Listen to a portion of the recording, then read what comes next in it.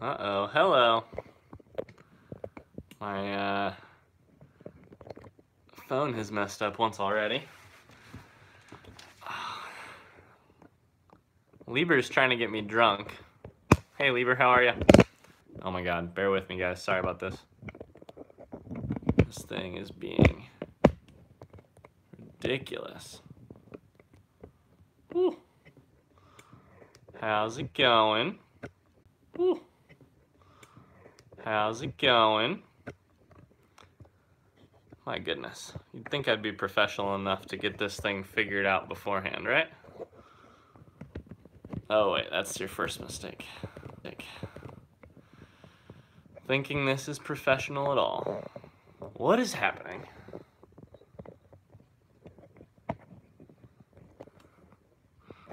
Oh my goodness. I don't know what's happening. This stand used to work. The stand used to work. Oh my god. Ugh.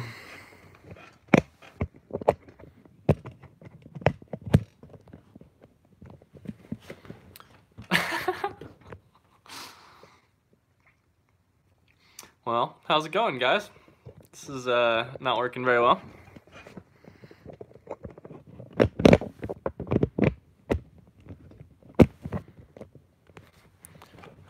Okay.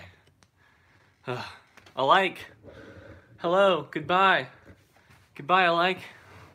How's it going, guys? How are you? Happy Monday. It's been a week. I've missed you guys. Have you missed me? Sorry about that stand thing. I have no idea what I was doing. I'm not drunk yet, I swear. Alright, so let's all catch up with where we're at right now. Lieber wants to get me drunk on 15% alcohol beer. I'll get to that here in just a second. Alike is headed out already. Goodbye, Alike. I miss you already. Mars is here. Who else is here? Blue Star Sparky 69 is here. I'm a new subscriber. Kevin here from Virginia Beach. Kevin, the real question is what we're gonna call you. Is it Blue Star? Is it Sparky? Is it 69? I'm really liking Sparky. Sparky sounds amazing. How does that sound, Kevin? I'm never gonna remember Kevin, I'll be really honest with you. Let's see who else is here. Valentina is here. Hello, how are you? Happy Monday. Let's see here. Whenever I'm looking down, this is where I've got my... Lieber says, is Ryan already drunk? No, he says Ryan is already drunk. Lieber, if only, if only. Oh, he also asks, how was my vacation? My vacation was good. The reason we couldn't live stream last Monday, I was in the Bahamas with my girlfriend, Megan. It was really, really good. A lot of fun. Did a lot of reading. Did a lot of hanging out, getting in the water. Martina is here from Ireland. Hello, Martina. Have you ever been here before? Martina, Blue Star, Sparky 69. These are all new names to me. How's it going? What time is it in Ireland? It's got to be like 1 or 2 in the morning. Kevin Wise, hello. How are you? Real quick, got my trusty water here. But I've also got my beer for the night, so no, it is not 15%. If only. This is a really special beer. I've not actually had it yet, but I saw it on the shelf at the restaurant, at the liquor store, and I knew I had to do it. It's called Battle Penguin Chocolate Stout. 1, I love stouts. 2, any beer with a samurai penguin on the front, I'm gonna go for that. Sean, are you also in Ireland? We've got 2 Irish people here. 12 a.m.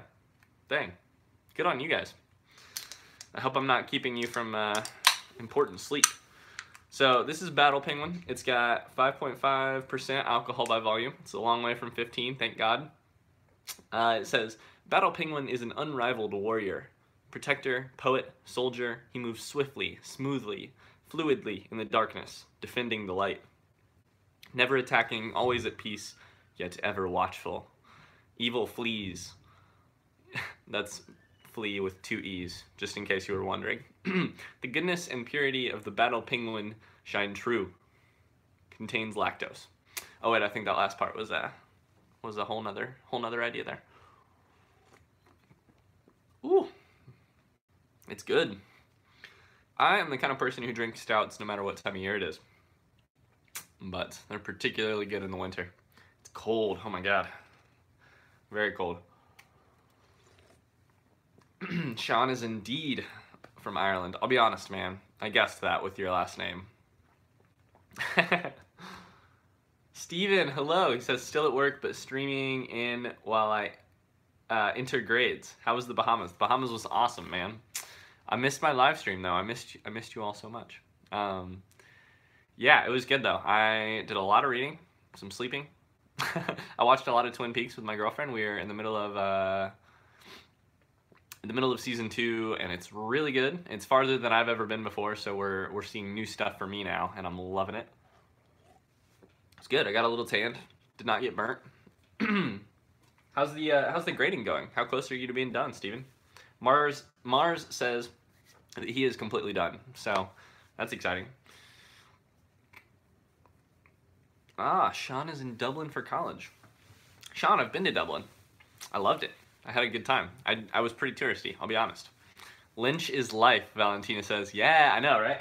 The other thing you can see right here, I just really want to read this, Secret History of Twin Peaks. I bought it probably a couple years ago when the new season was announced and the book came out.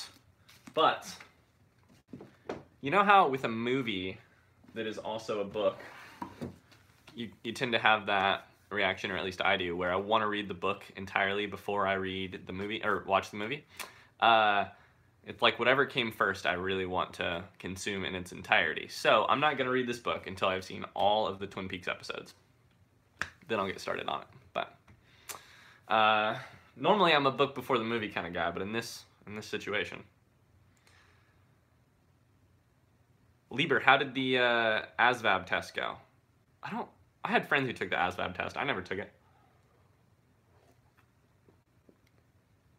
Steven says, I can tell you've got a little color. You may not blend in with the Indiana snow, though. I know. Honestly, don't worry. By February, I'll still blend in. This shirt will be my skin color by February. I've looked, over the past couple days, I was looking at something else, and I looked at some pictures of what I looked like last February, and it's not pretty, let me tell you that. It's white as a sheet, so. It went well. Lieber, are you going into the armed services? Are you hoping to? Are you just kind of exploring your options? What's the goal there? How's everybody doing? It's the holiday season. Any exciting weekend things last weekend? Any exciting week stuff coming up? Steven has 3 more classes to go, and I want to make headway on the ecology unit. We will start after break. Good for you. 3 classes to go, and you're still striving for more. I would be trying my very best not to coast it in. Air Force as a pilot and PhD in philosophy as a side thing, Lieber says. Dang. Is it still a thing where you have to have perfect vision to be a pilot? I would have to get LASIK. I bet I would really like flying. I'm not sure I would be good at it, but I would really like it. Steven says, last weekend I drank a lot of beer, per usual. I love it. That's awesome. Martina says, finish work tomorrow until the 2nd of January. Woo! That's good. That's a good amount of time off. What do you do for work, Martina? Oh. I did some exciting stuff this past. So I didn't do hardly anything while I was on vacation, other than read. I did do a lot of reading. But I didn't do hardly anything on vacation. Once I finished vacation, I did do a lot of work. So I've been doing a lot of writing stuff, freelance writing stuff. Been doing some writing myself on fiction stuff, which is exciting. And I've got like 3, I'm in this weird place in life, and I can't really talk a ton about it right now, but like from here until probably February or March, things are going to be very up in the air for me. And then around that time, hopefully, I'm going to have a lot more answers for what my future looks like. Right now, I'm kind of in between times. I'm working on some stuff right now that hopefully, come February or March, I'll have a lot more answers for what's going on with me. So that's been exciting. I've been working really hard. Even today I was writing. But I finished the stuff I was working on today, so. Valentina says, done with school, now I'm free to read whatever I want. That's always a good feeling. What are you planning to read? Blue Star, Sparky, 69. Did I miss your answer on what I should call you? What should I call you? I think you said your name is Kevin. I've already forgotten it. That's how bad it is. I apologize. I'm struggling hard with Infinite Jest. Should I pick an easier author? That is a great question. Lieber says stick with Infinite Jest, it's worth it. It is really worth it. I don't know a ton about your history. Like, what are you into reading other than Infinite Jest? So let's set Infinite Jest aside for a second. What else do you read? Why do you read? What do you like to read? Like, what feels fun for you? I've talked about this on the channel before, but there are books that give you momentum and then books that take your momentum. Books that... Blue Star says Kevin. I'm going to do my best to remember Kevin. I'm not sure that I'm going to remember it. It's really hard. There are books that give you momentum and books that take your momentum. Infinite Jest is definitely going to take your momentum. So you have to kind of create your own momentum. I did the thing where I would try and read 15 pages every single day. That was a struggle, but also I'd get into really good rhythm and I'd knock it out. Other days, it was really a struggle to get 10 or 15 pages. So, what else are you reading? What else do you like? Why are you reading Infinite Jest in the first place? That's a really good question. Infinite Jest is the kind of book that's going to make you ask why you are doing it. And I think you have to have a really good answer, or else you're not going to finish it. And then you still have to get lucky, and life has to kind of align and give you a major chunk of time in which you can read it, if that makes sense. Paul says, hello, am I late? No, you're just on time. All you've missed is that I've drank some beer and talked to people. I'm actually going to do some reading here in a second, but hello, Paul, how are you? Valentina is working on that Cervantes adaptation that we've talked about before. Mars asks how it's going.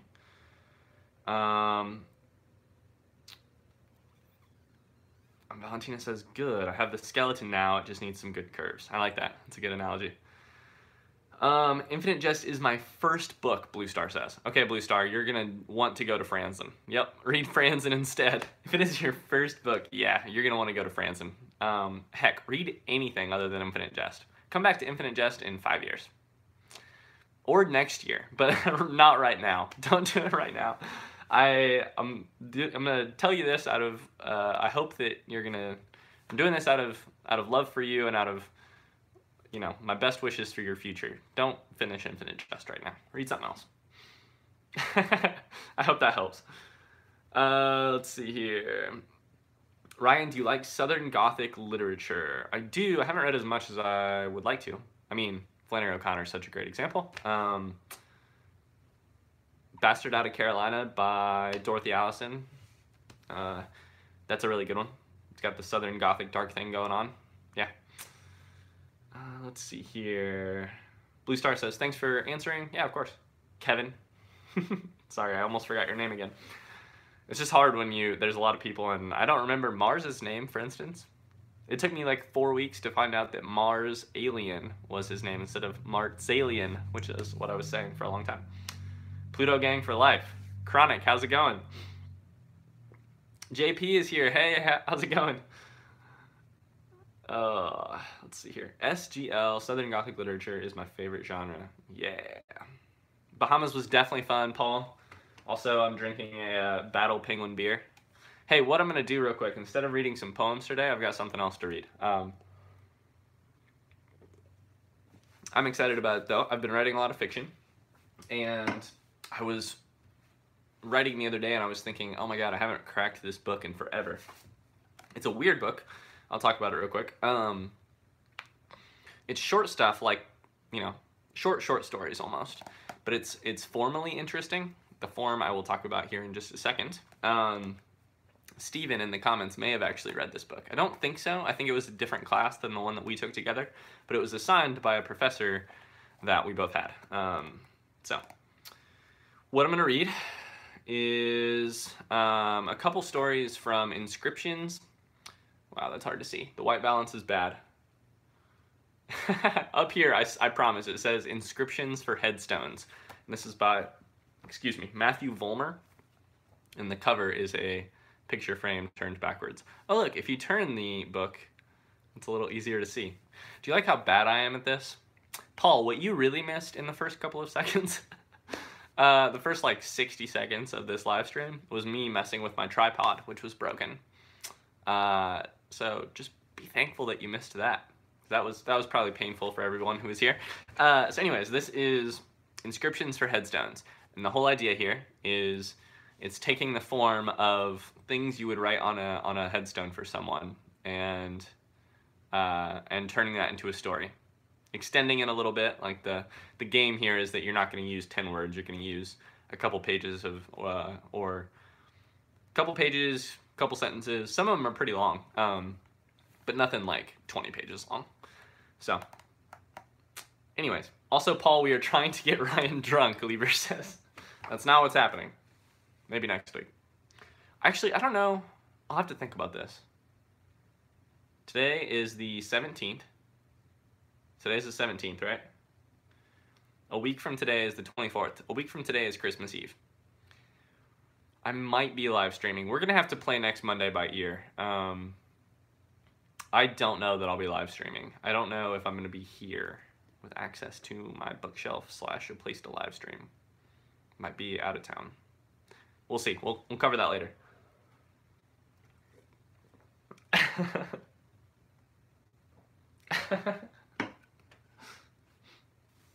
Steven says, on my headstone, please write, may you win all your photos. May you win all your photos. Let's see here. Paul says he's eternally thankful that he missed that first little bit. Yeah, I would be too if I were you. Okay, here's the very first inscription for headstone. This is Matthew Vollmer. So I'm also going to kind of show you the form. This is another thing I really like about this book. I am really interested in formally interesting stuff. It's all one big block, and it starts lowercase. It's all one big sentence. I believe there is not a period on the entire 4 pages that this story takes up. So, Kevin says, real quick, Kevin says, one last question. I don't want to annoy you, but can you recommend a Franson book? You're not annoying me. Thanks for coming. You're not annoying me. Happy to help, dude. Is the corrections tough? Thanks again, man. I'm trying to think what I would recommend first between the corrections and freedom, because I think you should start with one of those two rather than Purity, one of his more recent books. I would probably... Where are you from, Kevin? Are you American? Are you... In what part of America do you live, if you do live in America? Freedom, I think... I don't know. Man, they're both good books, but they're both very American.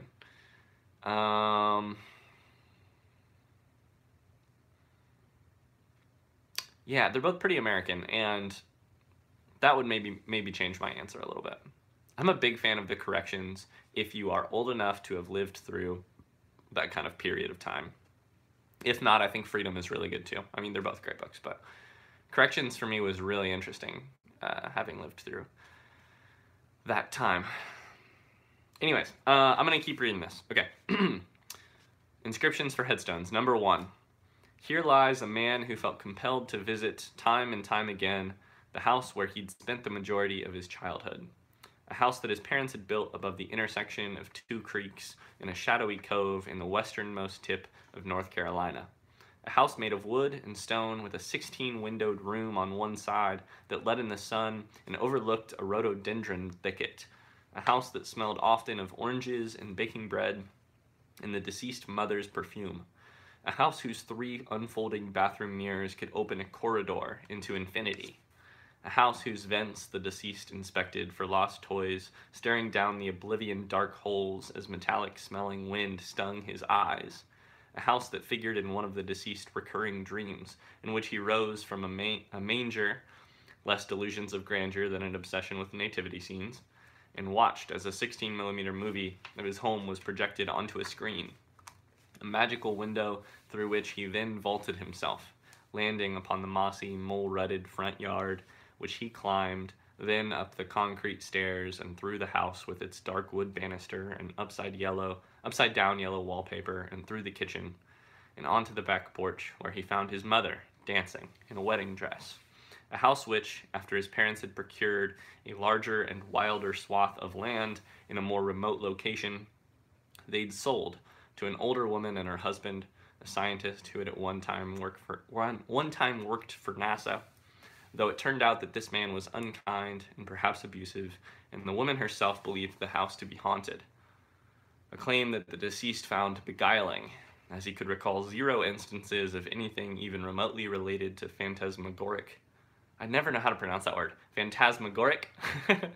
Phantasmagoric activity, though the deceased and his sister had, as kids, engineered their own makeshift haunted houses, hanging tarps from the ceilings to create passageways, lighting candles, smearing their faces with a mixture of bananas and red food coloring, tying semi-transparent dental floss to old coolers, and pulling the strings when visitors walked by, thus revealing the decapitated bodies of dolls, or throwing a wig out of the dark space beneath the stairs, which was supposedly a cave where a crazy woman scalped people.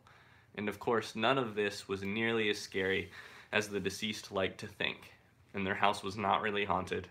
At least that's what they thought, because the current owner was insisting that there must be a spirit or two in the house, because both she and her husband had witnessed cupboards and doors opening and closing by themselves, had heard something walking upon the floor above them when they knew no one was there. A series of events that had led the woman to decide to contact whatever it was that had been making these noises. And so, one night, when she was alone in the house, she turned out the lights and lit candles and incense and laid herself down on the couch, the one in the living room beside the indoor relaxation fountain that trickled eternally, and said, "Okay, whatever or whoever you are, make yourself known." And then the door to the attic, which once upon a time had been a place that the deceased, as a boy, had almost never entered by himself, and whose pink insulation and old mothballed clothes and big hefty trunks had pretty much creeped him out, began throwing itself open and then slamming itself shut, an activity that had caused the woman to yell, "Please, stop." And the door stopped, and she felt exhilarated, and also quite frightened, but now knew for sure there was a spirit living there, and somehow the deceased would not be able to remember what exactly the woman did, though she had shown him a photograph of her aura, had pointed out a green spot on the halo at about 5 o'clock that she claimed signified paranormal activity. It was ascertained that this particular spirit was a Native American girl who had been buried on the same site as the house, and that she had never been given an adequate funeral.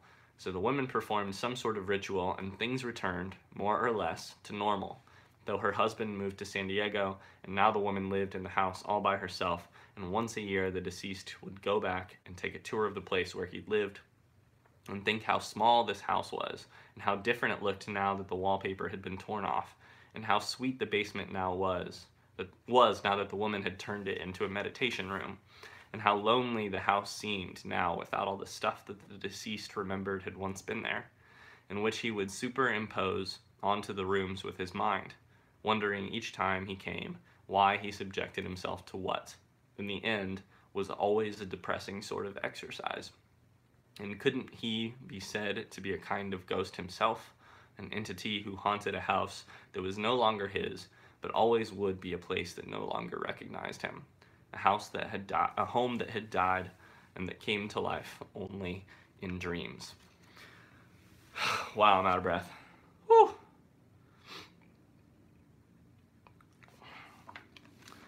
Man, that was good. These stories are weird because they do this like the whole premise, right, is that it's written on a tombstone, and what we expect from things on tombstones is that it's going to tell us something about who lived there, and what kind of person they were, or who is resting there, and what kind of person they were. And a story, if you really think about it, is that kind of thing too. It's just Mars says that's a weird one. Yeah, that's a weird one. Good short story, Lieber says. Yeah, I like it too. Whew. I am very out of breath. Let's see here. Lucas is here. Hello, Lucas. Just reading some old comments real quick. What do you call a fish with no eyes? Blind.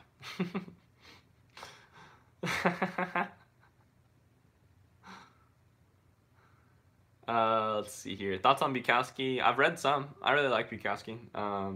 Not terribly, like, not usually considered a very academic or formal poet, but that's a whole debate I don't really think is worth is worth much. I like him. I like how he makes me feel.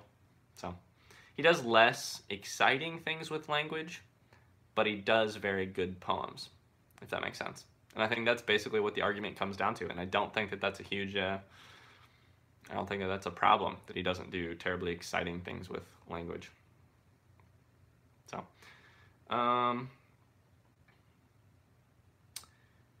Lucas says, are you actually a Jordan Peterson fan? I don't know if you're talking to me or somebody else. I'll be honest. Looks like somebody else.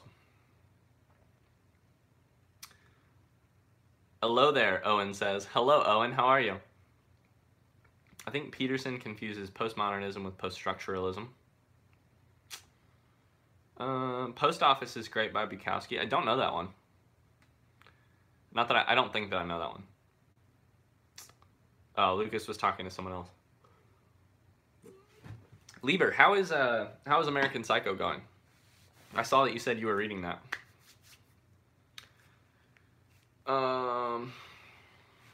What is the name of the Bukowski book that I own?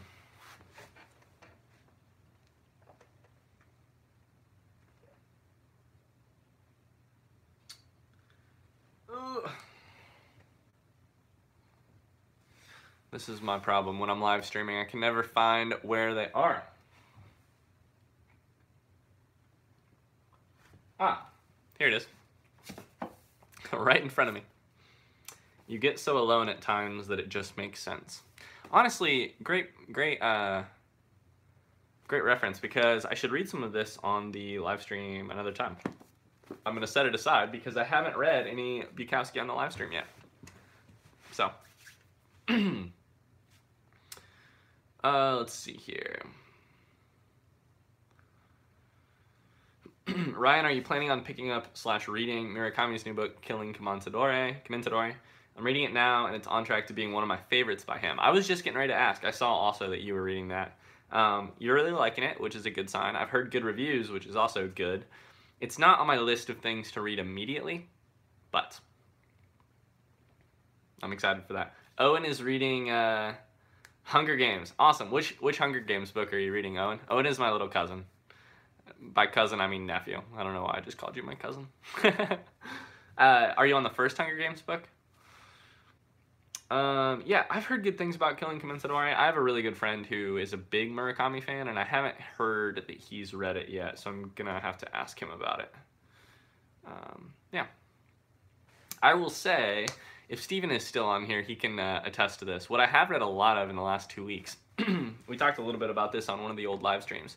I was reading that Einstein book, which had me really interested in astrophysics and theoretical physics and all that jazz. Einstein biography. And then I read like 4 different audiobooks, and I'm on one right now, all about theoretical physics and time and astrophysics. It's been really cool. Yeah, Steven's on here. So that's been my girlfriend's been laughing at me because I've just been reading about space so much, and also about time. It's just been a lot of fun. I've gone down the wormhole on that stuff. Steven, I've been reading, so I read Stephen Hawking's Brief History of Time. Is that what it's called? Brief History of Time?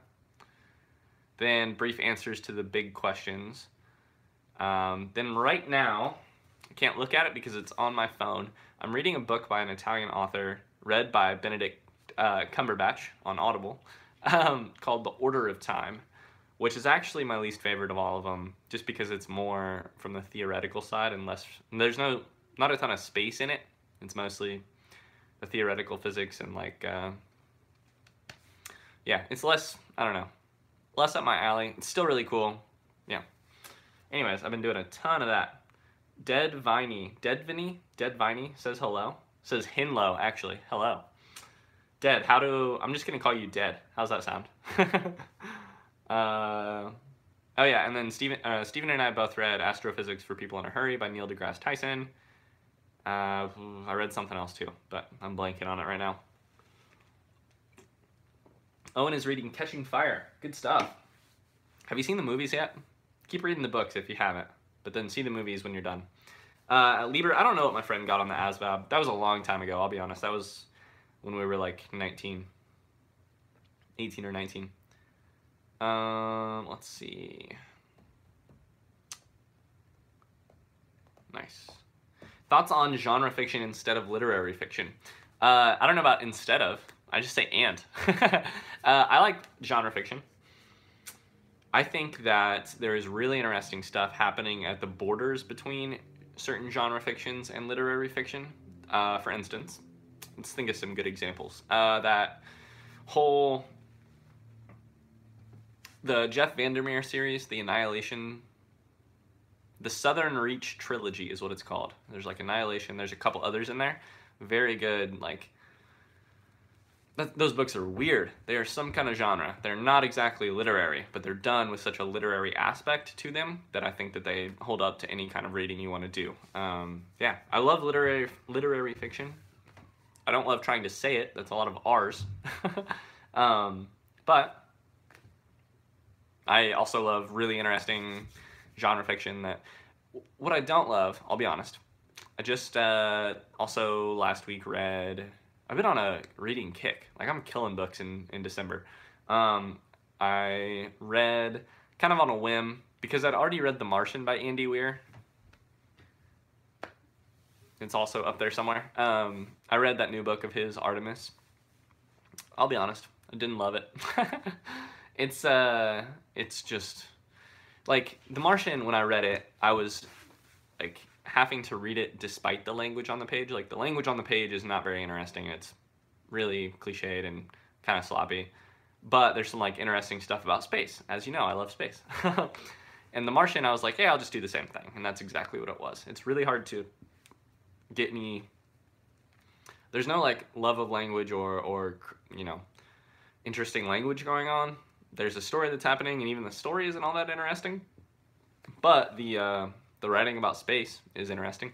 So, I don't know. I don't love those books, but I do like space, so I'll get through them to read about space, if that makes sense. Okay. Ryan, I would be fascinated to hear what you think of Harold Bloom and his derision of multiculturalism in American universities / inferior atheistic works like DFW, Alice Walker, Toni Morrison, etc. If you have an opinion on him, that is. I don't. I will be honest with you, I don't have an opinion. I haven't read any of that stuff, so kind of sounds like something I'm not very interested in reading either. Sounds like a thing that we'll just look back on in 20 years and be like, what were you thinking? It's my pretty much honest. That's me reading the headline of the article and then reacting to it. Here in a second, we got to read some Kurt Vonnegut. I know that's what you're here for. Pluto Gang for life. We got to read some Kurt Vonnegut. Not a YA fan. YA fiction has taken over YouTube book channels. Lieber, there's just... That's like... that may be true. There are a lot of YA book channels out there. But I think there's also more people that read YA than there are that read literary fiction by a long ways. And that's just the nature of the beast. And I don't think there's anything wrong with it. I think that if it's not your thing, it's really useful to learn that it's not your thing and then go somewhere else. I feel you, though. There is a lot of YA stuff out there. I've seen a lot of reviews of the same YA books, which makes me a little frustrated because then, like, I don't want to watch 10 videos on the same book. So, I'll watch 3 personalities that I like or 3 interesting takes that I like on the same book, but I'm not going to watch 10. Let's see here.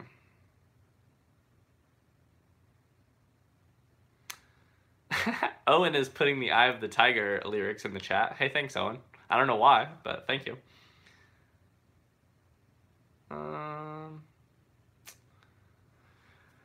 That's my problem with YouTube book channels. It's very hard to find one that's not about YA, and nothing wrong with YA. It's just all there seems to be on YouTube.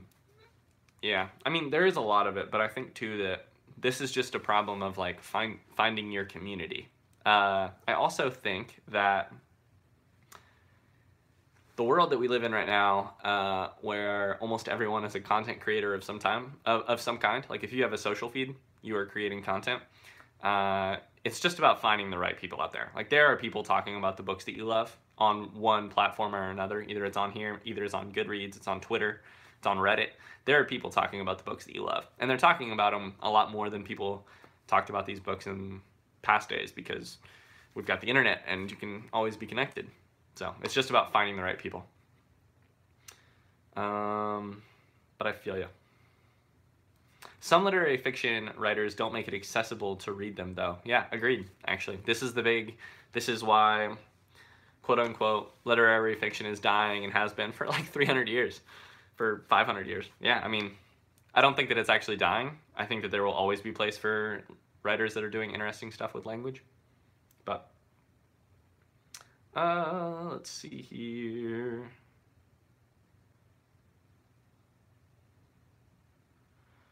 Jack Clare is putting some interesting points about Bloom down in the comments. I just don't know enough about the situation to comment, I'll be honest. Okay, sweet. So, I'm going to take a sip of this beer because I'm already getting, my throat is getting dry and I've got some reading to do tonight. Actually, real quick before we go on, I want to read at least a couple of chapters of this. Breakfast of Champions. I have a question for you guys, which is, we are 2 weeks out from the new year. What are your, and I've got some motivation here, I'm thinking for myself, what are your goals for 2019? Having to do with reading or not? What are your goals for 2019? Do you have any? Are you a resolution person? If you're not a resolution person, that's awesome too, but I'm probably going to have some resolutions. I do most years. So what are your resolutions? Do you do it, like, are you going to try and read a certain amount of books a year? I've done that a lot in the past. Are you going to try and read certain books? There we go. Let's see here. Lieber is going to read 190 books. God, that's nuts. Jeez. Woo. Owen says Harry Potter is awesome. Oh, and I agree. I'm reading Harry Potter right now, actually. I'm reading Goblet of Fire.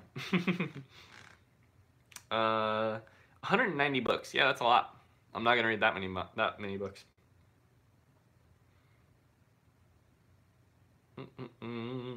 JP Fanboy says accessibility isn't the point, though.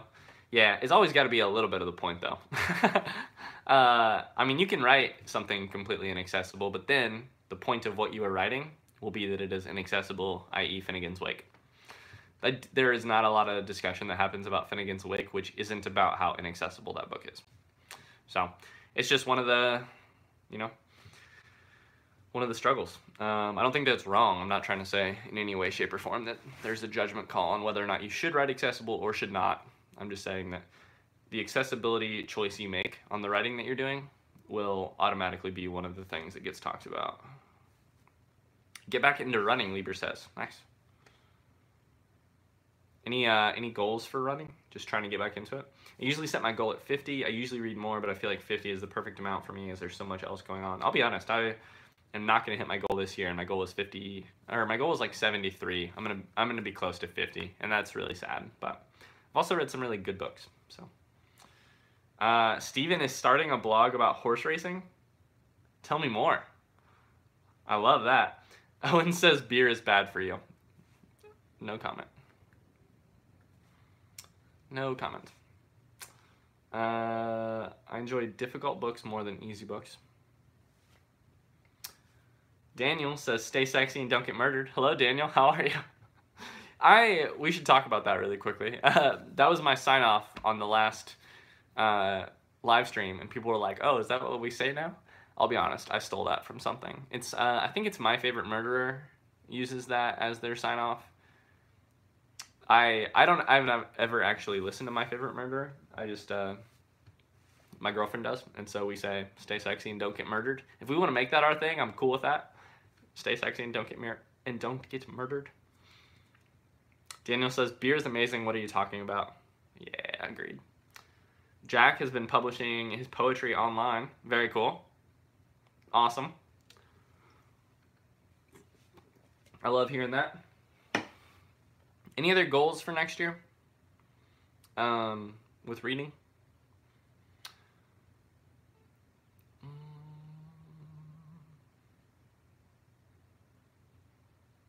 Get into an MFA program.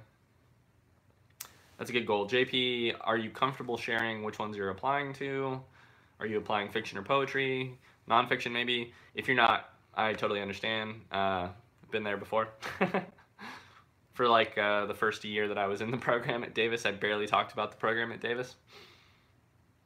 Remain sexually attractive and avoid being game ended, Daniel says.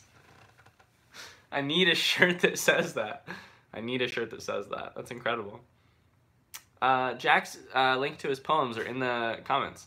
Poemsmeditations.blogspot.com. There you go, Jack. Like to keep reading a lot. I'm worried that when I start my new job in January, it'll fall off. Yeah. What is your new job, first off? Yeah, I feel you, though. I've done a lot of that in the past. Jack says it's a lame URL. Hey, we're not here to crap on your URL. I'm proud of you for sharing it. This is an enthusiastic space. We don't crap on people for being enthusiastic. Needs changing. It's fine. New Year's resolution is to get to a 2,000 rating in chess. That's a high number, so I'm just going to say that that's really good. I don't know that it's really good, but I believe you. Read the rest of Hunger Games, Owen says. Good one. Steven says, trying to blend my love of sports, how much I miss writing columns, and my passion for writing into some kind of creative outlet. I love that. Yeah. It's tough as you get a little bit older to keep the creative and the creating and consuming balance. It's tough to be creating as much as you are consuming, especially in this world where we consume a lot. But I think that struggle is important. How long do you run for, Ryan? I'm running like 60 miles a week right now. Jack says, can I not crap on myself? No, you are not allowed to. Yeah, like 60 miles a week right now on 6 days a week, so it's like 10 miles a day. I'm feeling good. Feeling fit. It's been a while since I felt good. Have you picked up the new Franzen essay collection yet? No. What is that called? That's in the beginning. Asked that question. What is that called? I just saw this the other day, but I haven't picked it up yet. Lieber says it's fine. I have a lame URL also. I mean, my channel is called For the Love of Ryan, so I'm gonna read some Kurt Vonnegut. I promise. I'm just trying to catch up on comments. Spanish is my native language, but I've taken some courses on writing in English, and I've seen that it has affected my writing in general. Has my head all screwed up. That is nuts. Ugh. My New Year's resolution is not to suck again. It is a New Year's resolution because I'm going to fail as soon as a week passes. Daniel, I'm confident in your ability to not suck for at least 10 days. It's a boring corporate job that the mere thought of depresses me. Trying to adult. Props to you for trying to adult, Paul. Midwestern schools, Michigan, Miami, NMU, Syracuse. Good. Good stuff. I've got a friend who is applying to MFAs this year as well. I'll be real interested to see how it goes. The boring parts of life teach you the most. That sounds like a Pale King idea. The end of the earth. Are you gonna bring back the old title music on the videos, Ryan? I'll be honest, Jack. It is a little easier for me to edit now that I don't do that music. I might bring it back sometimes. You're putting way too much trust than advisable. Dear, for the love of I believe in you. I do believe in you. If not, there's always next year. What do you edit with? And I edit with iMovie on my phone because I'm cheap and lazy, and I don't have a good camera or a good computer. And so I use my phone to film, and then I edit on iMovie because it's free. I'm very familiar with Adobe Premiere. I just don't have Adobe Premiere. I don't have a good computer to edit on, and I don't have a good camera with which to get footage. So I use my phone. It makes it really easy to make videos, though. So, okay. My goals are mostly CrossFit related. Interesting. Another one is less TV, more reading. Yeah, I feel you. Less YouTube, more reading. That's my goal. I'm actually probably going to talk about it in a video on the channel, what my goals for 2019 are. Yeah.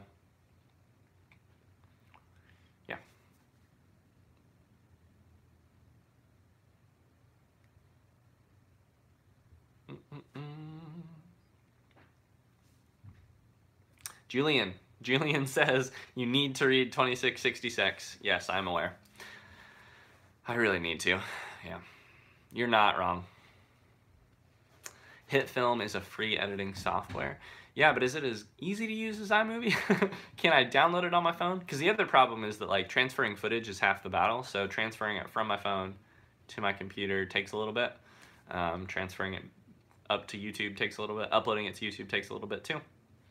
My computer, I'll be really honest, is on its last leg. You know how that phrase exists? Something is on its last leg? That I like to think that in that phrase there are 4 legs, and the item in question is on its 4th leg. My computer has had like 2,000 legs, and it's on its 2,000th leg. It is this close to crapping out, and I'm just praying. I don't do anything on that thing that I don't have to. I use it to write, and that's about it. It's like a typewriter that sometimes lets me look at YouTube. Steven is headed out. Hello, or man, apparently I am drunk. 5% beer. Goodbye, Steven. Have a good one, dude. I'll read 2666 with you when you start. Julian, that sounds like a great project for the new year. It's probably going to take a little bit, but yep. I feel you. I mean, you're not the only one saying I need to read it. Savage Detectives first, Daniel says. I think Daniel's told me that before. That strikes me as a familiar phrase.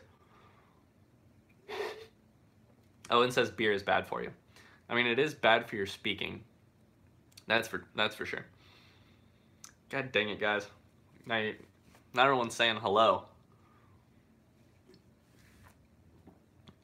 Legal age is 16 in the UK.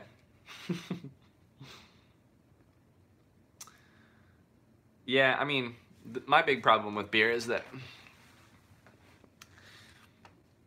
only like half of it tastes good. Now that I'm a craft beer snob, I can't drink like Coors Light or the stuff I used to drink and like. So, oh yeah, it's 18 in the UK. What are you guys talking about? Okay, let's read some Breakfast of Champions. Okay. My problem with beer is that it finishes when I drink it. That's also my problem with beer, is that it disappears when I'm at the bottom of it. Okay, so in Breakfast of Champions by Kurt Vonnegut, it's been a couple weeks. I'm gonna bring you up to speed. We I need to stop looking at the comments and keep reading. So we've got a couple characters. Forgive me if I tell you things that you already know, but this might be of use to some people. We've got a couple characters. Kilgore Trout, who is a writer that no one has read save one person. He's very unpopular. He writes his stories and books, and they get published in very dirty magazines, and because those are the places that will take his books. But he does get invited to speak at the Midland City Arts Festival, and so he's on the road there. He gets a ride in a pickup in a semi. That's the last thing that we've seen, is he's riding in a semi talking to the truck driver as he's kind of hitchhiking. The other character is Dwayne Hoover, who owns a Cadillac dealership, I believe, and he has some bad chemicals in his brain, aka he's got something going on mentally. He's not all there. It's Hawaiian week at his Cadillac dealership, and he walks in and sees people in Hawaiian dress, and it's kind of freaking him out a little bit. What we last saw, Kilgore was in that truck talking to the driver. I think about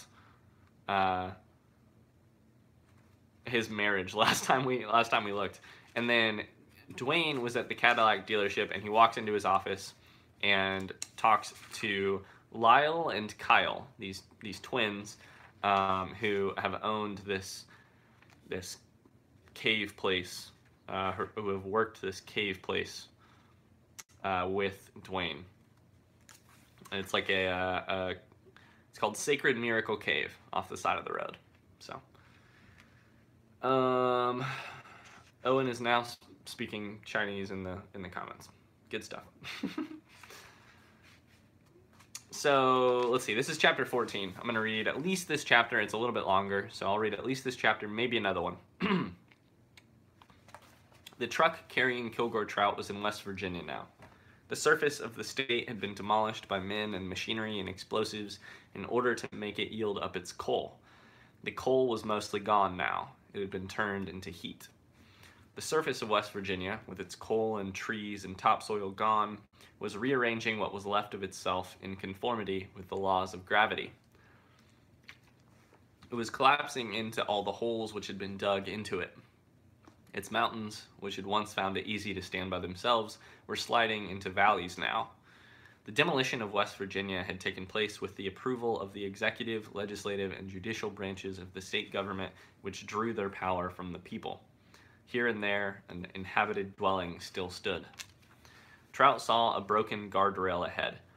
He gazed into a gully below it, saw a 1968 Cadillac Eldorado capsized in a brook. It had Alabama license plates. There were also several old home appliances in the brook, stoves, a washing machine, a couple of refrigerators. An angel-faced white child with flaxen hair stood by the brook. She waved up at Trout. She clasped an 18-ounce bottle of Pepsi-Cola to her breast. Trout asked himself out loud what the people did for amusement, and the driver told him a queer story about a night he spent in West Virginia in the cab of his truck near a windowless building which droned monotonously. "I'd see folks go in and I'd see folks come out," he said, "but I couldn't figure out what kind of machine it was that made the drone. The building was a cheap old frame thing set up on cement blocks, and it was out in the middle of nowhere. Cars came and went, and the folks sure seemed to like whatever was doing the droning," he said. "So we had a look inside. It was full of folks on roller skates," he said. "They went around and around. Nobody smiled. They just went around and around." He told Trout about people he'd heard of in the area who grabbed live copperheads and rattlesnakes during church services to show how much they believed that Jesus would protect them.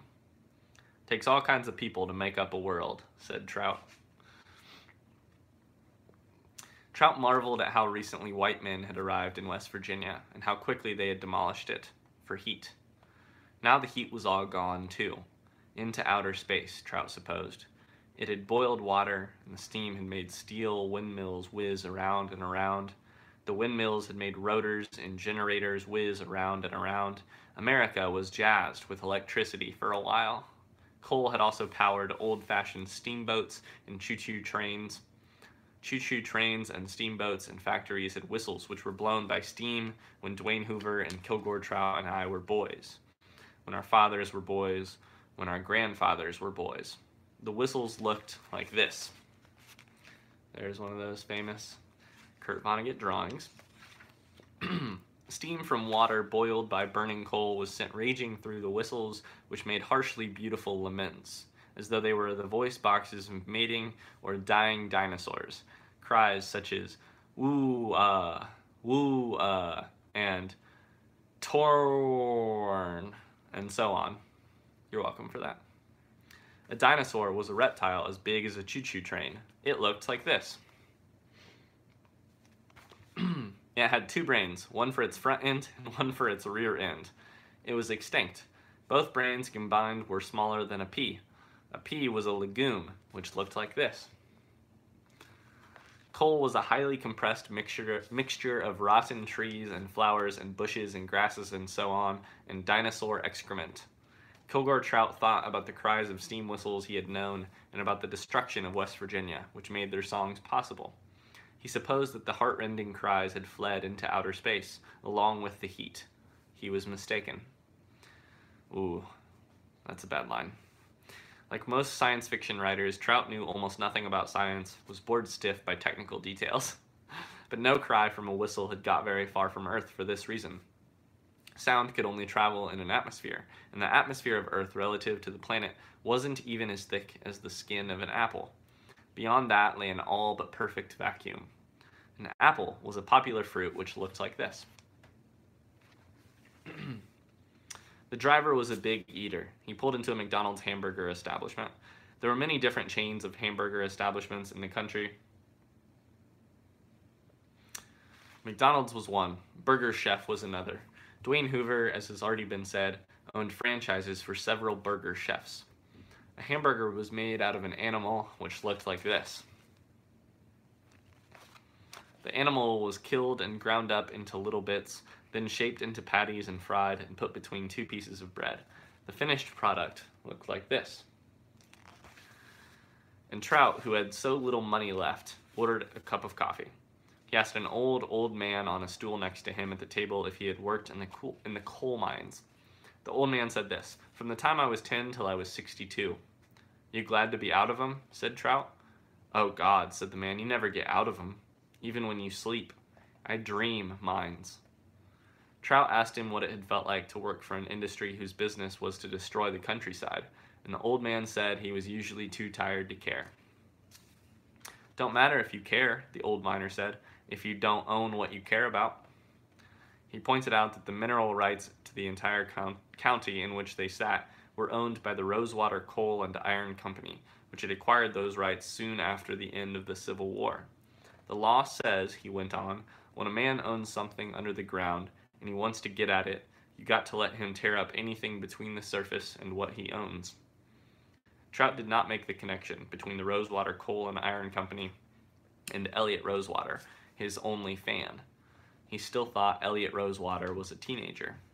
The truth was that Rosewater's ancestors had been among the principal destroyers of the surface and the people of West Virginia. "It don't seem right, though," the old miner said to Trout, "that a man can own what's underneath another man's farm or woods or house. And any time the man wants to get what's underneath all that, he's got a right to wreck what's on top to get at it. The rights of the people on top of the ground don't amount to nothing compared to the rights of the man who owns what's underneath." He remembered out loud when he and other miners used to try to force the Rosewater Coal and Iron Company to treat them like human beings. They would fight small wars with the company's private police and the state police and the National Guard. "I never saw a Rosewater," he said, "but Rosewater always won. I walked on Rosewater. I dug holes for Rosewater. I dug holes for Rosewater in Rosewater. I lived in Rosewater homes. I ate Rosewater food. I'd fight Rosewater, whatever Rosewater is, and Rosewater would beat me and leave me for dead. You ask people around here and they'll tell you, this whole world is Rosewater as far as they're concerned."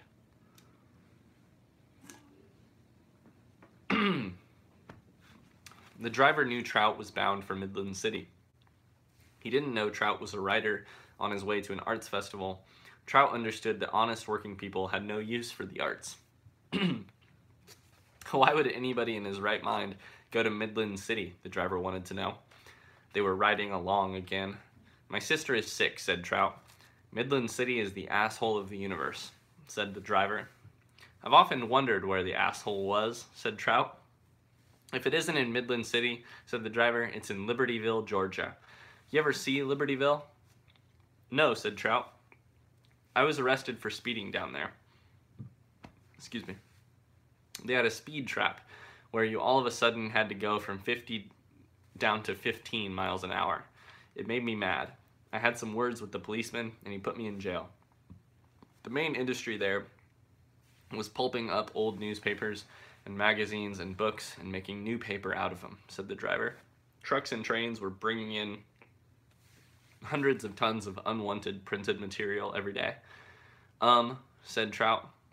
"And the unloading process was sloppy, so there were pieces of books and magazines and so on blowing all over town. If you wanted to start a library, you could just go over to the freight yard and carry away all the books you wanted." Said Trout. Up ahead was a white man hitchhiking with his pregnant wife and 9 children. 9 children? What? "Looks like Gary Cooper, don't he?" said the truck driver of the hitchhiking man. "Yes, he does," said Trout. "Gary Cooper was a movie star."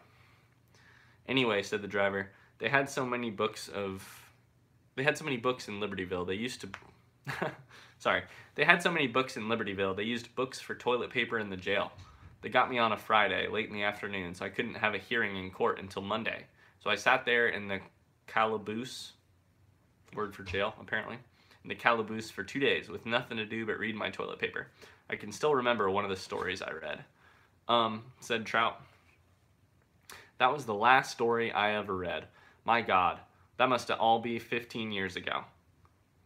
The story was about another planet. It was a crazy story. They had museums full of paintings all over the place, and the government used a kind of roulette wheel to decide what to put in the museums and what to throw out. Kilgore Trout was suddenly woozy with deja vu. The truck driver was reminding him of the premise of a book he hadn't thought about for years. The driver's toilet paper in Libertyville, Georgia had been The Barring Gaffner of Bagnialto, or This Year's Masterpiece by Kilgore Trout. The name of the planet where Trout's book took place was Bagnialto, and a Barring Gaffner was a government official who spun a wheel of chance once a year.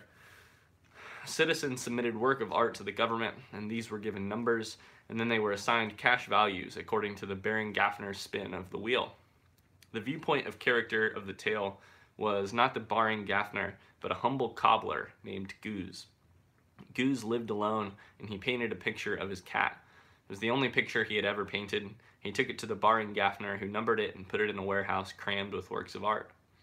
The painting by Goose had an unprecedented gush of luck on the wheel. It became worth 18,000 Lambos, the equivalent of $1 billion on Earth. The Barring Gaffner awarded Goose a check for that amount, most of which was taken back at once by the tax collector. The picture was given a place of honor in the National Gallery, and people lined up for miles for a chance to see a painting worth $1 billion. There was also a huge bonfire of all the paintings and statues and books and so on which the wheel had said were worthless. And then it was discovered that the wheel was rigged, and the Barring Gaffner committed suicide. It was an amazing coincidence that the truck driver had read a book by Kilgore Trout. Trout had never met a reader before, and his response now was interesting. He had never met a reader before. He did not admit that he was the father of the book. The driver pointed out that all the mailboxes in the area had the same last name painted on them. There's another one, he said, indicating a mailbox which looked like this. It says J.A. Hubler on it. The truck was passing through the area where Dwayne Hoover's step-parents had come from. They had trekked from West Virginia to Midland City during the First World War to make big money at the Keedsler Automobile Company, which was manufacturing airplanes and trucks. When they got to Midland City, they had their name changed legally from Hubler to Hoover, because there were so many black people in Midland City named Hubler. As Dwayne Hoover's stepfather explained to him one time, it was embarrassing. Everybody up here naturally assumed Hubler was an inward name. Well, there we go. Kilgore and Trout, or Trout and Hoover are now connected. I'm going to take a break there and read some comments. It's getting hard to read. That's the end of chapter 14. We might read 15. We'll see. Let's set that down for just a second. Oh, let's see here.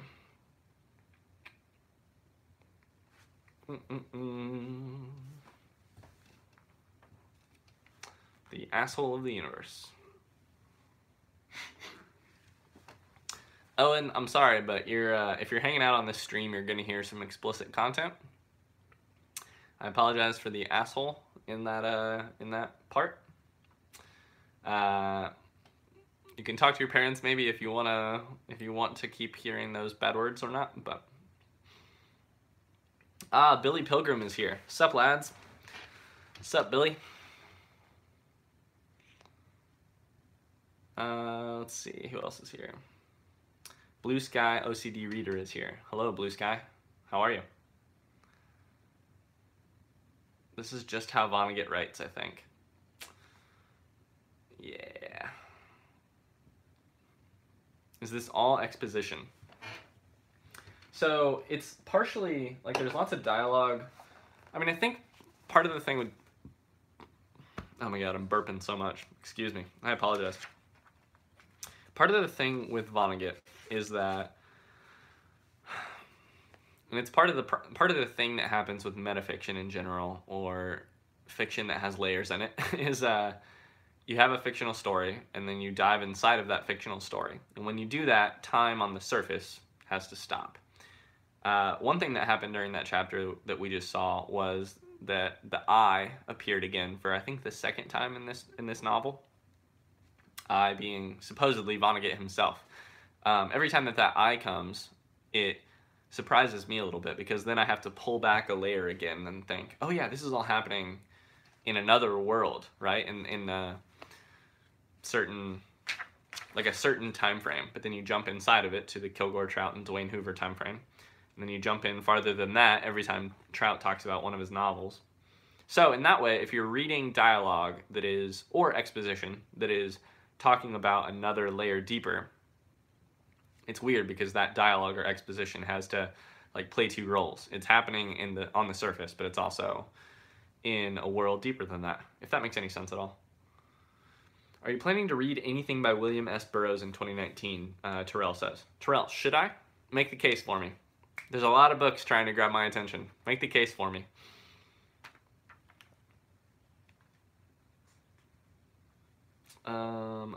Let's see here. Somebody else mentioned that, Mars is saying that somebody else mentioned that Vonnegut thought that this was one of his weakest or worst books. I think it's one of his weaker books too. Yeah, I mean, so far I kind of feel that way too. The good news is I'm still having a lot of fun on every page. So if the book isn't perfect, but I'm still having fun and learning things on every page, then I think it's good. So, have I read Duluth by Gore Vidal? I have not. Lieber is asking some very philosophical questions. Hi, beautiful people, Michael says. Hello, Michael. Hi, beautiful people of the internet. Just wait for the ending, it explodes. I can't wait. I'm having a lot of fun, to be clear, Julian. I'm not hating on this book. I'm having a lot of fun with it. Let's see here.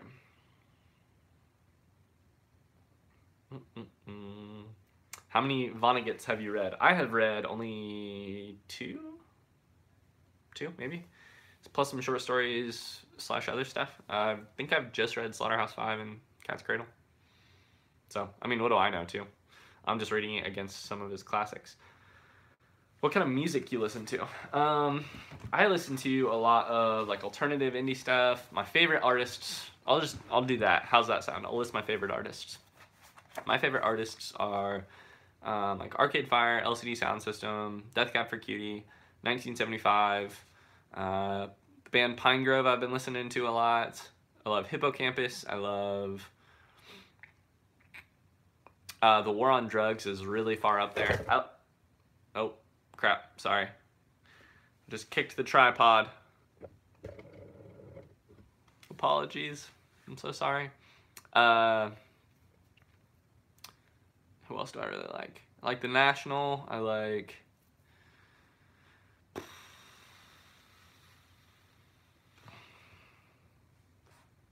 Did you like American Dream? I loved American Dream. Yeah, did you, Billy? I'm a big LCD Sound System fan. 1975 is one of my favorites as well. What do you think of the new album? Hey, Aaron, I didn't even see that you were here. What's up? How's it going? Let's see here. War on Drugs is so sick. Yes, I saw War on Drugs last year here in Indianapolis in a very tiny venue, and I was very close. War on Drugs is the best music I've found in the last like 3 years. 2 years. LCD Sound System is probably the best music I've found in the last 3 years, 4 years. Arcade Fire, LCD Sound System, in 1975 are really good ones if you love all three of those, because they are all like thematically connected and like they influence each other. So, for instance, I'm gonna hit you with a little bit of trivia here. Some of the connections. You may know this already.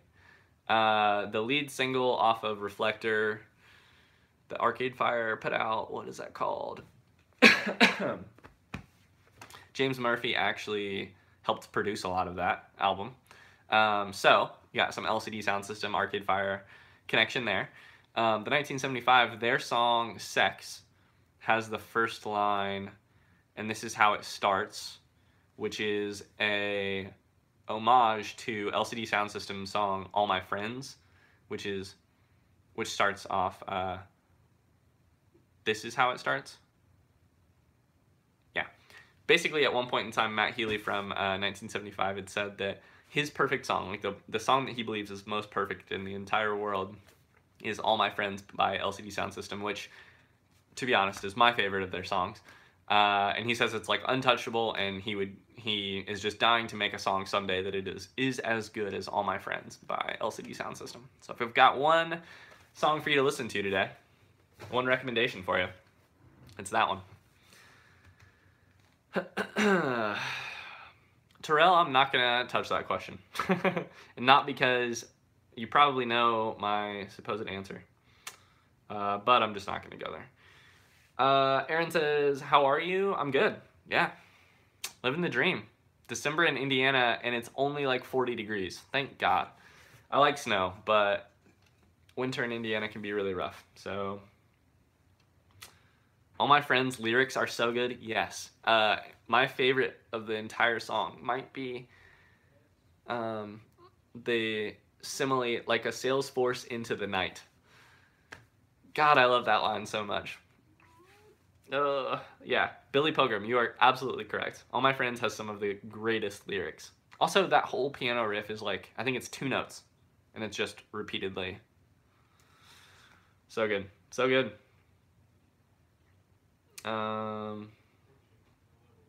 Tame Impala. I'll be honest, Julian, I have listened to less Tame Impala than I should have. I've been hearing people tell me for like 5 years that I need to listen to more Tame Impala. Valentina says, do you like the Smiths? Yes, I do. I should probably listen to more of the Smiths. That's the thing. I haven't gone... Bands I think that I should listen to more of because I'm 90% sure I would absolutely love everything that they put out. Talking Heads, the Smiths. I'm trying to think what else.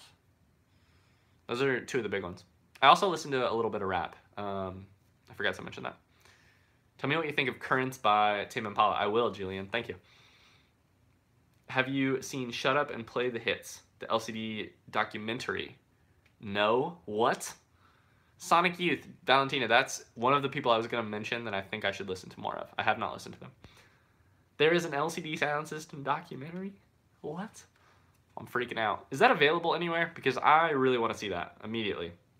James Murphy has it going on. Like, that dude's amazing. Blink-182, I have a lot of friends who like Blink. I don't really listen to them. I don't hate them, I just don't. Dang, I really want to see this documentary now. Black Keys, I like Black Keys a lot. You know what I like almost more than the Black Keys, and this is probably heresy to say.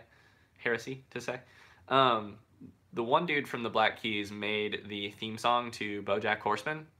And I like the theme song to BoJack Horseman maybe more than I like anything the Black Keys have put out. And I like the Black Keys. That's how much I love the theme song to BoJack Horseman. Yeah, I mean, does it surprise you at all that I love James Murphy? Like, James Murphy is... Billy says, by the way, James Murphy loves postmodern lit. Of course he does. Of course that I love James Murphy. That surprises me 0%. In fact, I've heard him talk about some different things he's read that, yeah.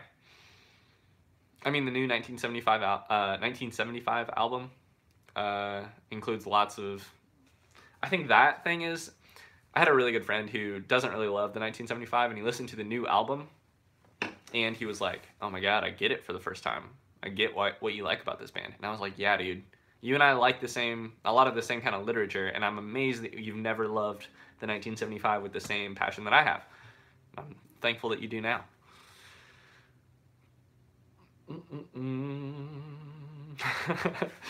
Billy Pilgrim says, DFW, James Murphy, and Bowie are my gods. Dude, Bowie as well. Oh my God, a whole nother person I listen to, but I don't, but I haven't mentioned here. Prince. Biggest Prince fan ever. I'm not the biggest Prince fan ever, but I'm a big Prince fan. Terrell says, hey, you skipped my question. Have you ever heard of Matthew Sweet? I have not heard of Matthew Sweet. Also, Terrell, honestly, the comments stream fast enough that I can't read them all. So if you want to, just repeat it. I'm going to miss some questions. I miss questions every single time. Guess who's back? Okay, I'll be honest. I am, for some reason, not feeling reading more Vonnegut tonight. I'm going to stop there. I looked. The next chapter is kind of long. I'll read a couple chapters next time. It's actually getting a little bit hard to... This beer making me a little dry-throated. For tonight's stream, I might just kind of us hang out for a little bit, and I might not do any more reading. If that's cool with you guys. I promise I'll be back with more reading very soon. But tonight, I'm really enjoying you guys' company. It's been a while. I missed you. Yeah. So.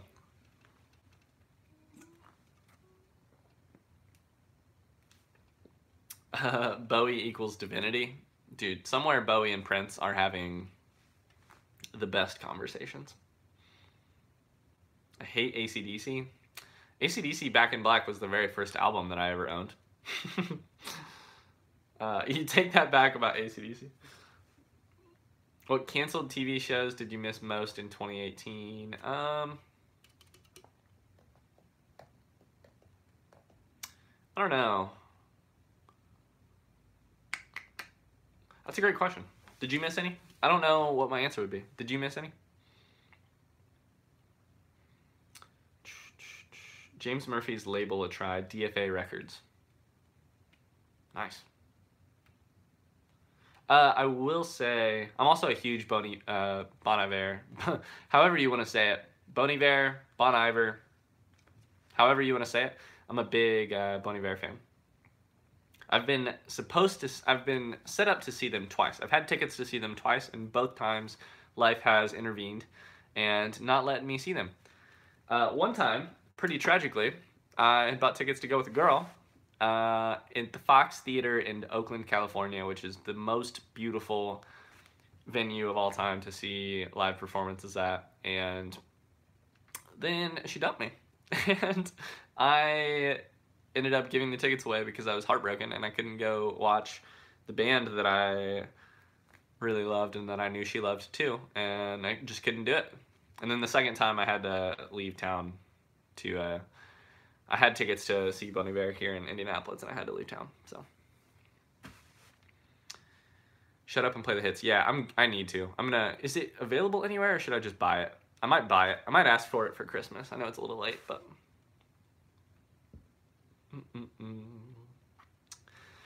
Is Post Malone postmodern, not clickbait? I don't know. I don't really listen to Post Malone. I'm a big Chance the Rapper fan. I like Kanye music. What else do I like rapping wise?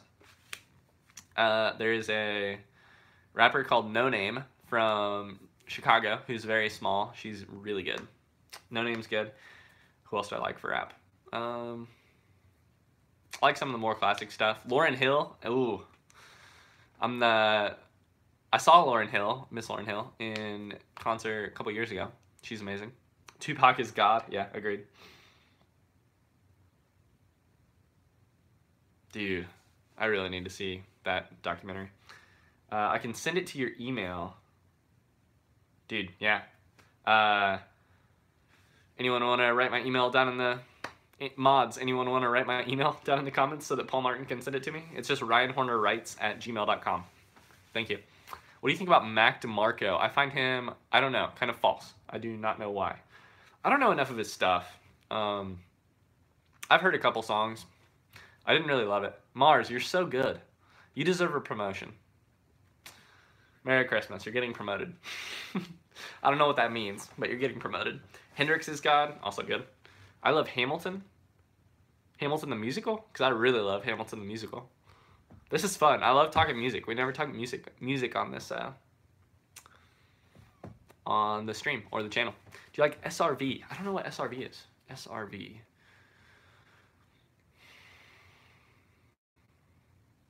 Nope, I can't come up with anything. Stevie Ray Vaughan. I don't know Stevie Ray Vaughan, I'll be honest. Don't know enough.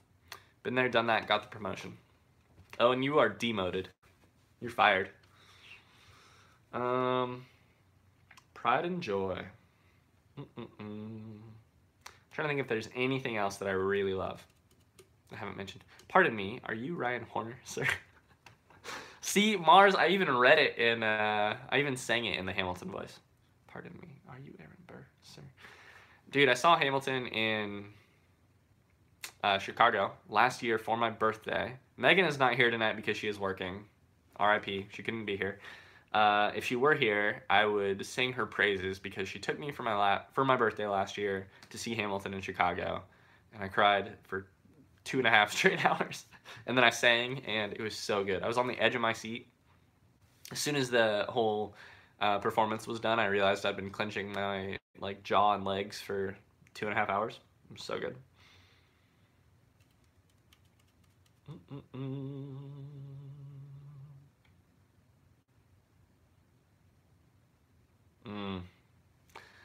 Mars, I have hope for you in the future. If this world were a fair one, everyone who loves Hamilton would get to go see it. It's the fact that it's not. Can my promotion be tickets to Hamilton? Dude, if only. If only. Mars, where are you located again? If you want to tell. You never have to, but if you want to tell. Yeah, I mean, Hamilton is... If the world would be fair if everyone who loved Hamilton could go see them. I felt the same way, actually, before LCD Sound System reunited. I was like, why do I love all these bands that have broken up? Yeah, so... Hey, Big Hard Books and Classics is here. Big Hard Books and Classics. I have something that is in the mail for you. It's leaving tomorrow, so don't worry. It might not get there before Christmas, but I have something coming your way. Let's see here. Been really into Hamilton the musical? Yeah, super good. Strauss is my favorite. Hit me up with top 3 classical composers I should listen to. I've heard good things about Stravinsky, but who should I listen to for classical stuff? Thanks, Ryan. Coolio. Yeah, it's headed your way. Sorry for how late it's been. It's December now, and it was from October.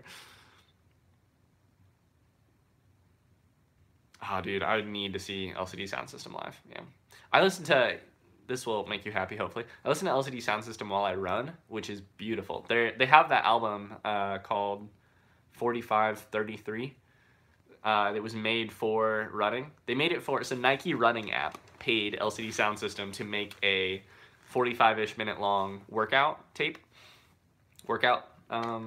track, and it's one song, and it is like 46 minutes long, and it is to the... So there's a like close to ideal beats per minute for working out or running, which is like around 180 BPM, which is how many strides you should take per minute, so that if you're listening to something, you just land your feet as you're running. 4533 is one of the best pieces of music to run to. Yeah, I do workouts to that thing. I've done trail running with that thing, just like, I'll have my phone on me and I'll just have it blaring, and it's some of my... I'm so happy we're connecting about this, because some of the most beautiful moments outside I've ever had have been listening to that record running.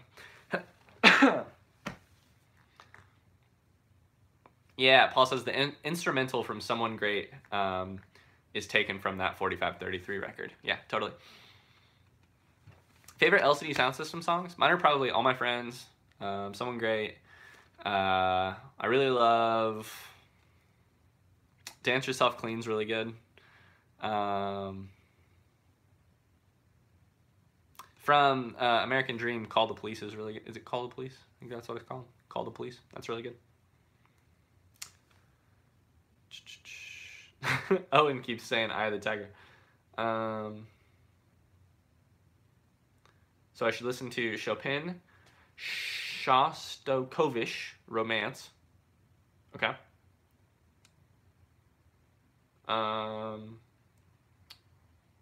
Strauss. Let's see here. Yo-Yo Ma. Stravinsky is good. Chopin is better than Liszt. Wow, these are all fun names to say. Debussy. Ledoux.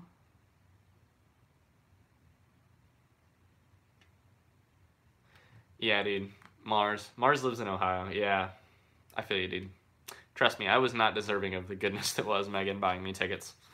Megan does this shit, which I can say because she's not here, where she makes more money than me. She has worked very hard to be in a job that makes her really good money, but one of the reasons I love her is that she just loves taking care of the people near her. One of those people is me. For my birthday, she continues to do amazing stuff, including this Bahamas trip that was partially paid for through her work. This is too many details, but yeah, she took me to the Bahamas for my birthday. The year before that, she took me to Chicago. I'm over here broke, trying to come up with what I should do for her birthday, and it like all takes, it all pales in comparison to what she does, but also she doesn't hold me to that standard. But anyways, Was I a Warped Tour kind of person? No, I was not. Never went.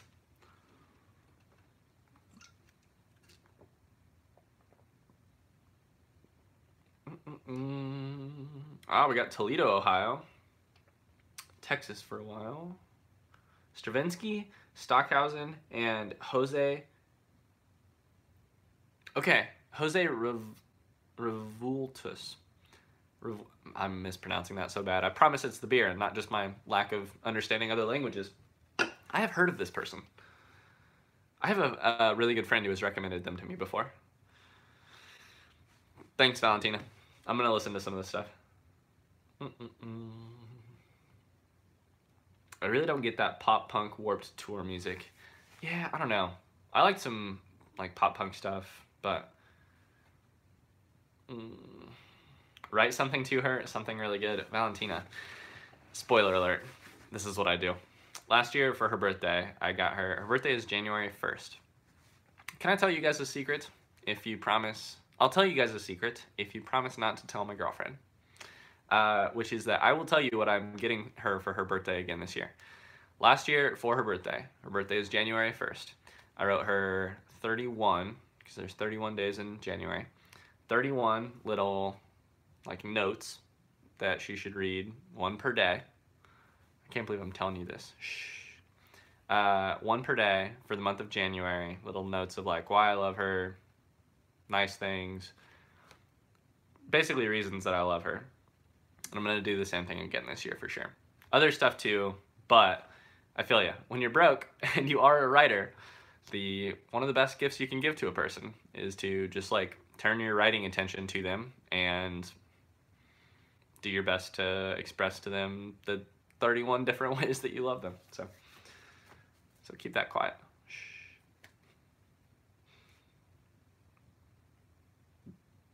I normally cook for people on their birthday. That is really good. Yeah, if only I could cook. That's good though. God, that's a skill. That's a skill.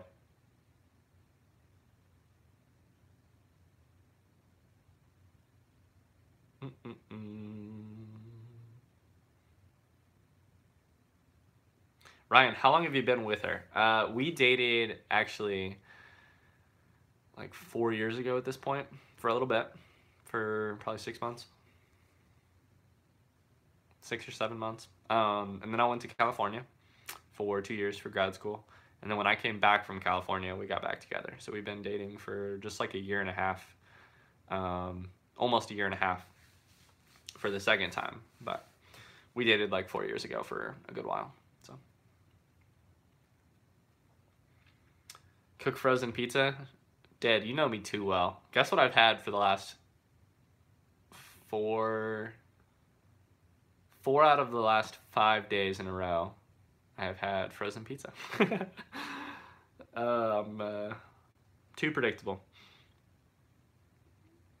Frozen pizza is how I survive. Mars, same. I have Red Baron. What do you have?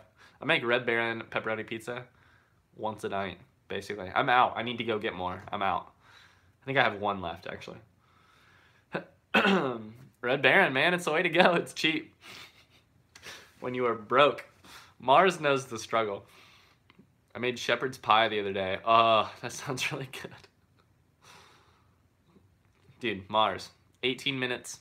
No pizza rack, or no pizza dish. Just put it on the rack. I make a dang good frozen pizza. Lieber is over here impressing us with his cooking skills. Lieber, you're too good, dude. I don't know how to make shrimp linguine. I don't know how to buy the stuff necessary for shrimp linguine.